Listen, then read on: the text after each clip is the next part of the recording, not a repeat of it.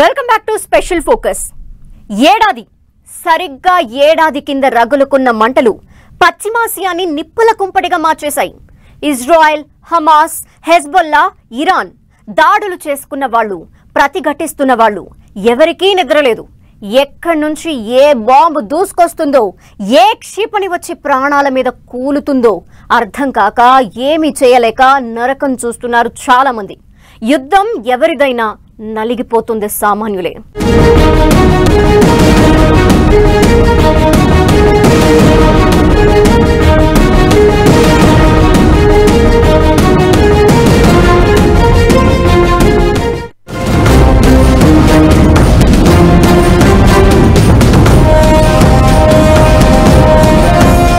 గజ గజ వణుకుతున్న గాజా,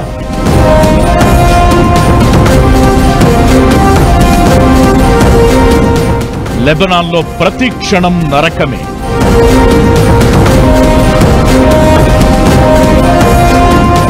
ప్రతీకార వ్యూహాల్లో ఇజ్రాయెల్,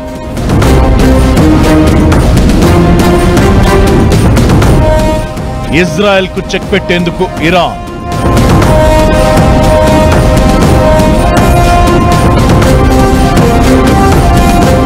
పేలుతున్న బాంబులు, గాల్లో ప్రాణాలు.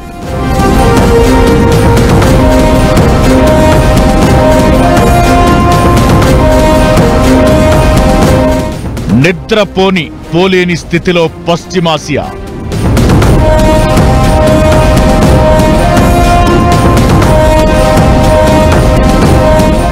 గాయాలు, భయాలు, కన్నీళ్లు, కష్టాలు.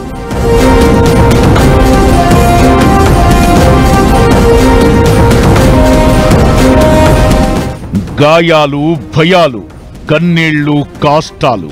చరిత్ర దాటొచ్చి చూస్తే ఓ యుద్ధం మిగిల్చేది ఇదే. పశ్చిమాసియాలో ఇలాంటి పరిస్థితులే కనిపిస్తున్నాయి. గాజా, లెబనాన్ మీద ఇజ్రాయెల్ దాడి చేసింది. ఇజ్రాయెల్ మీద ఇరాన్ అటాక్ చేసింది. అటు ఇజ్రాయెల్, ఇటు హెజ్బొల్లా, హమాస్లు ఎవరికి వారు వెనక్కి తగ్గకపోవడంతో దాడులు, ప్రతి దాడులు కొనసాగుతూనే ఉన్నాయి. ఉత్తర గాజాలో ఇజ్రాయెల్ జరిపిన దాడిలో 24 మంది చనిపోయారు. ఇజ్రాయెల్ దళాలు తొలిసారిగా లెబనాన్లోని ట్రిపోలి నగరంపై దాడులు జరిపాయి. మరోపక్క ఇజ్రాయెల్ పై దాడులు జరిపి ఏడాదైన సందర్భంగా గాజా నుంచి హమాస్ ఇజ్రాయెల్ పైకి రాకెట్ దాడులు చేసింది. ఇలా ఎటు నుంచి ఏ బాంబు దూసుకు వస్తుందో, ఎక్కడి నుంచి ఏ క్షిపణి కూలుతుందో తెలియక, అర్థం కాక బిక్కుబిక్కుమంటూ కాలం వెళ్లదీస్తున్న పరిస్థితి అక్కడి జనాలది.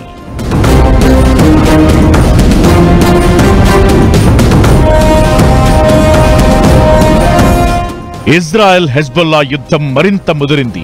నస్రుల్లా, నంబర్ 2 అఖిల్ ను చంపిన ఇజ్రాయెల్ పై రగిలిపోతున్న హెజ్బొల్లా సైన్యం ప్రతీకార దాడులకు పాల్పడుతోంది. ఇజ్రాయెల్ 3వ అతిపెద్ద నగరమైన హైఫాపై రాకెట్లు, క్షిపణుల వర్షం కురిపించింది. లెబనాన్ నుంచి 130కి పైగా రాకెట్లతో ఫాదీ-1 క్షిపణులు ప్రయోగించింది. ఈ దాడుల్లో 100 మందికి పైగా ఇజ్రాయెల్ పౌరులు చనిపోగా 5 ఐడిఎఫ్ సైనిక స్థావరాలు ధ్వంసమయ్యాయి. ఐడిఎఫ్ సైనిక స్థావరాన్ని లక్ష్యంగా చేసుకుని హెజ్బొల్లా దాడులు చేస్తున్నట్లు ఇజ్రాయెల్ ఆర్మీ ధృవీకరించింది. ఇక అటు బీరుట్ పై ఇజ్రాయెల్ సైన్యం భీకర దాడులు చేస్తోంది. బీరుట్ భూభాగంలోకి చొచ్చుకెళ్లి ఇజ్రాయెల్ సైన్యం కాల్పులకు తెగబడుతోంది. ఓ మెయిన్ రోడ్, రెస్టారెంట్, ఇళ్లు పూర్తిగా నేలమట్టమైంది. గాజాలో హమాస్ పై ఇజ్రాయెల్ సైన్యాలు విరుచుకుపడుతున్నాయి. ఓ మసీదు, ఓ పాఠశాలపై దాడి చేయగా 26 మంది పాలస్తీనియన్లు చనిపోయారు. హమాస్ మిలిటెంట్లను లక్ష్యంగా చేసుకుని దాడులు చేసినట్లు ఐడిఎఫ్ తెలిపింది.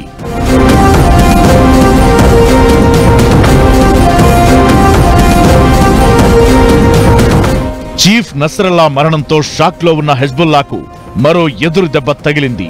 మరో కరుడుగట్టిన నేత, నస్రల్లా వారసుడు సఫీద్దీన్, ఇరాన్ కమాండర్ ఇస్మాయిల్ కూడా మరణించినట్లు ప్రచారం జరుగుతోంది. హెజ్బొల్లా చీఫ్ హసన్ నస్రల్లా హత్య తరువాత ఆయన వారసుడిగా సఫీద్దీన్ బాధ్యతలు చేపడతారని ప్రచారం జరిగింది. మరోవైపు పశ్చిమాసియా యుద్ధానికి ఏడాది పూర్తయింది. ఇజ్రాయెల్ పై గతేడాది అక్టోబర్ 7న హమాస్ ఉగ్రవాదులు దాడి చేశారు. ఈ దాడిలో సుమారు 1200 మందికి పైగా ప్రాణాలు కోల్పోయారు. 250 మందికి పైగా సామాన్య జనాలను ఉగ్రవాదులు బందీలుగా తీసుకెళ్లిపోయారు. ఆ బందీల్లో 100 మందిని చంపేయడంతో హమాస్ పై ఇజ్రాయెల్ ఎదురుదాడితో విరుచుకుపడింది. హమాస్ కు పట్టున్న గాజాపై బాంబుల వర్షం కురిపించింది ఇజ్రాయెల్. హమాస్ నేతలే టార్గెట్ గా ఆపరేషన్ చేపట్టింది.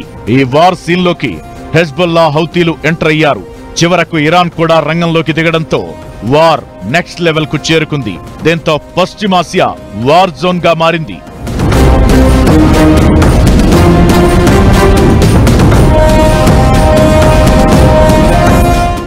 హమాస్ ఇజ్రాయెల్ యుద్ధంలో ఇప్పటి వరకు 42,000 మంది సామాన్యులు చనిపోయారు. ఏడాది కింద స్టార్ట్ అయిన మారణ హోమం కొనసాగుతూనే ఉంది. హమాస్ కు మద్దతుగా ఇజ్రాయెల్ పై హెజ్బొల్లా విరుచుకుపడింది. నస్రల్లా మరణం వరకు హమాస్, హెజ్బొల్లా సంస్థలకు బ్యాక్ బోన్ గా ఉన్న ఇరాన్ ఈ మధ్య డైరెక్ట్ ఎంట్రీ ఇచ్చింది. ఇజ్రాయెల్ పై ప్రత్యక్ష దాడులకు దిగింది. బాలిస్టిక్ మిసైళ్లను ఇజ్రాయెల్ పైకి సంధించింది. అయితే ఇరాన్ దాడులను ఐరన్ డోమ్ తో అడ్డుకుంది ఇజ్రాయెల్. కొన్ని మిసైళ్లు ఇజ్రాయెల్ భూభాగంలో విధ్వంసం సృష్టించాయి. దీంతో ఇరాన్ పై ఇజ్రాయెల్ రగిలిపోతోంది. ఇరాన్ పై దాడులకు ఇజ్రాయెల్ ప్రధాని నెతన్యాహు గ్రీన్ సిగ్నల్ ఇచ్చినట్టు ప్రచారం జరుగుతోంది. ఈ క్రమంలో ఏ క్షణమైనా ఇరాన్ పై దాడి జరగొచ్చని అంచనాలు ఉన్నాయి. ఇలా ఏడాదిగా పశ్చిమాసియాలో ప్రశాంతత అనేది లేకుండా పోయింది. ఎవరు ఎప్పుడు ఎలా దాడికి దిగుతారో, మంటలను మరింత రేపుతారో అనే భయాలు కొత్త టెన్షన్ పెడుతున్నాయి.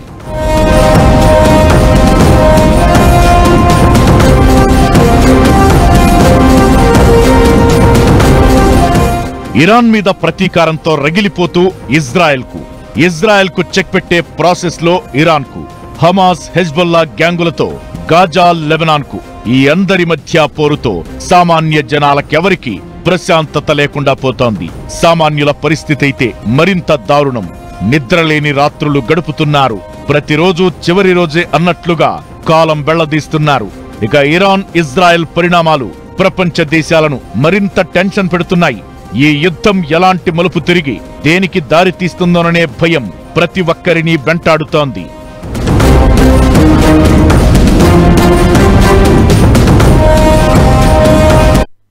యుద్ధానికి ఏడాది పూర్తయిన వేళ హమాస్ మళ్లీ విజృంభిస్తోంది. ఇజ్రాయెల్ మాత్రం మౌనంగానే ఉంది. ఈ సైలెన్స్ దేనికి సంకేతం? ఇజ్రాయెల్ ఏం చేయబోతోంది? ఈ ఏడాది యుద్ధం పశ్చిమాసియా ప్రాంతాన్ని, దేశాలను, ప్రపంచాన్ని ఎలా మార్చింది? ఈ యుద్ధానికి ఎండ్ ఉండదా? ఇజ్రాయెల్ భారీ స్క్రిప్ట్ సిద్ధం చేస్తున్న వేళ వార్ ఎలాంటి టర్న్ తీసుకోబోతోంది?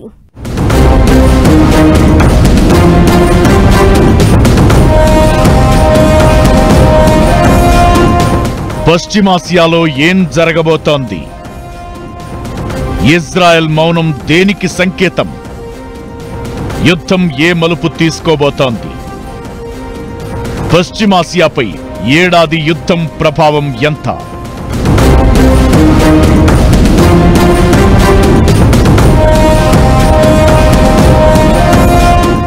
అక్టోబర్ 7, 2023 సరిగ్గా ఏడాది కింద జరిగిన నరమేధానికి ప్రపంచం ఉలిక్కిపడింది. ఇజ్రాయెల్ కు ఊహించని ఎదురు దెబ్బ తగిలింది. ఇజ్రాయెల్ పై హమాస్ తీవ్రవాదులు మెరుపుదాడి చేశారు. హమాస్ చేసిన ఆ ఒక్క అటాక్ మిడిల్ ఈస్ట్ దేశాలకు శాపంగా మారింది. నాడు హమాస్ మొదలుపెట్టిన యుద్ధానికి ఇజ్రాయెల్ ఇంకా జవాబు ఇస్తూనే ఉంది. హమాస్ ను క్లియర్ చేసింది. హెజ్బొల్లాకు చుక్కలు చూపించింది. హౌతీలను టార్గెట్ చేసింది. ఈ ఏడాదిలో చాలా జరిగాయి. హమాస్, హెజ్బొల్లాకు పరోక్షంగా మద్దతుగా ఉన్న ఇరాన్ ఫైనల్ గా బయటకొచ్చింది. ఇజ్రాయెల్ మీద క్షిపణులతో విరుచుకుపడింది. అయితే యుద్ధం మొదలై ఏడాది ముగిసిన వేళ హమాస్ మళ్లీ రెచ్చిపోయింది. ఇజ్రాయెల్ మీద వరుస దాడులు చేస్తోంది. ఇప్పటికే ఇరాన్ దాడి చేసింది. ఇప్పుడు హమాస్ అటాక్ చేస్తోంది. ఇంత జరుగుతున్నా ఇజ్రాయెల్ మౌనంగా ఉండడం ఇప్పుడు కొత్త భయాలను సృష్టిస్తోంది.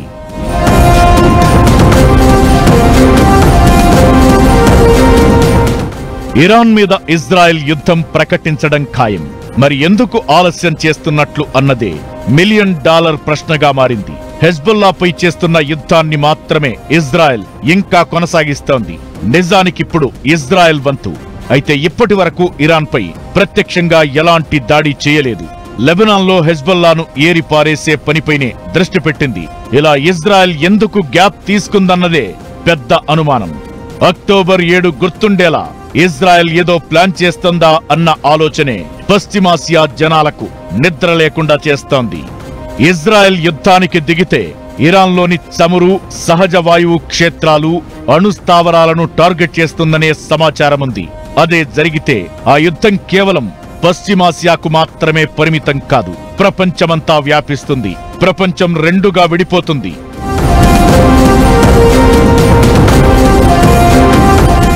గతేడాది అక్టోబర్ 7న ఎప్పుడైతే హమాస్ అటాక్ లాంచ్ చేసిందో అది అన్నింటినీ మార్చేసింది. ఈ ఘటన తరువాత గాజాపై నెతన్యాహు యుద్ధం ప్రకటించారు.